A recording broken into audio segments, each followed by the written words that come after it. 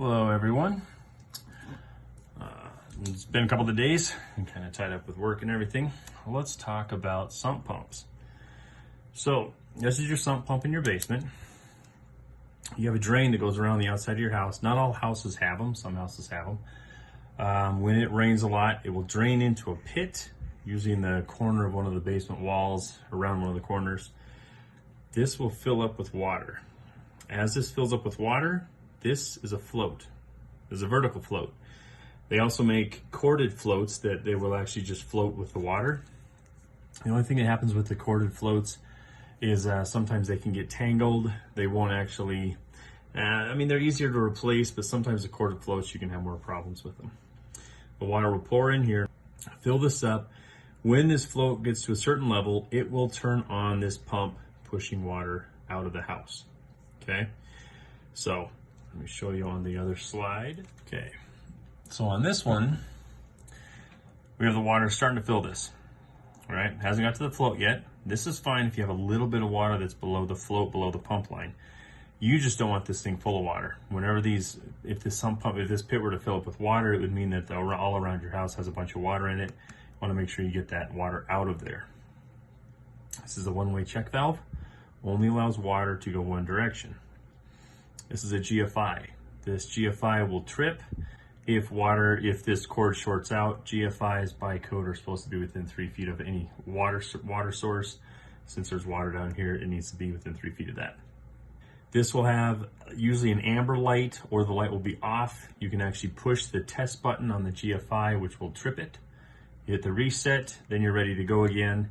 Once you reset it, you can always plug a hair dryer into it, turn it on, a lamp, turn it on, make sure that it's turned on. The only amount of water that you should have in here is going to be below the float.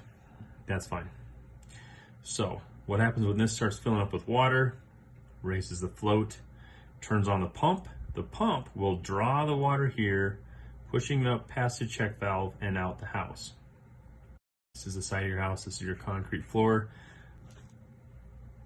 This is made out of ABS. This one-way check valve, as it pushes water up and lets it out. If you don't have this in there, it's a flapper check valve, so it just flaps up and closes. If you don't have this in there, this will push up water, lowering the water level in here, pushing it out. As soon as this float drops, turns the pump off. If this check valve is not here, any water that hasn't drained out will go back down and fill this back up, and then it will just keep running. It'll turn on, off, because the water keeps filling the float back up and draining it and filling and draining. So once you have it, once it's filling up, you can see how the float is raised up in this one.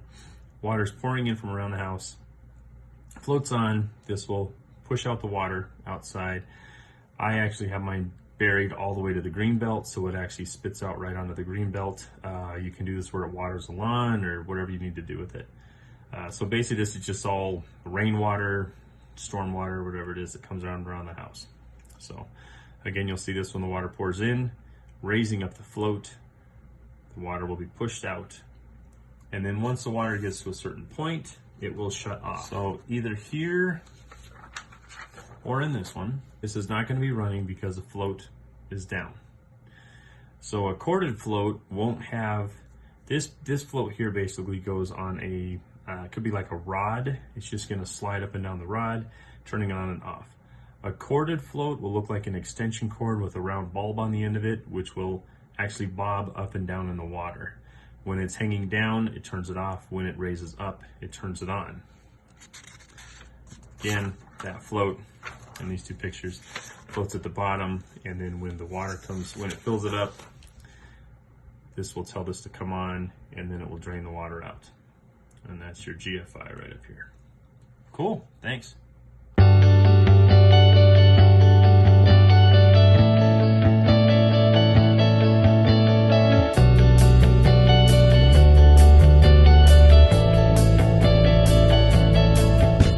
Hey, what's going on? We're gonna check these GFIs. This GFI has a green light on it, which means it's good. If I hit the test, that trips it. To reset it, hit the reset button. Now, what you'll notice, this other one I have doesn't have a green light, but when I trip it, it turns orange. Okay? Hit the reset, that means that it's good. So you need to make sure you're checking on those to see if it says reset or test. So here is the inside of a sump pump. Got the ABS pipe going down to the pump. You can see my lever, kind of that float that's on the left right there. When that raises, that will pump water out. Mine is almost completely dry because this one's working really good. When that arm raises up that's on the left, that will start pumping water out. Once it gets low enough, it'll shut off. It's okay to have a little bit of water in there. You just want this to overflow and come all the way up this pipe and then come into your basement. And this one's like a slide float. Instead of the corded floats sometimes get tangled. You have to zip tie them right, make sure they don't get blocked or cut up on anything. Whereas this one, it has the pump. As soon as it raises, it'll start pumping, and then when it lowers, it shuts back off. And what you can tell also, below that float level, I'm knocking the ABS pipe. You can see the water ripple. That's below that. You just heard it kick on for a second. It's because I moved that enough so it would actually drain out some water.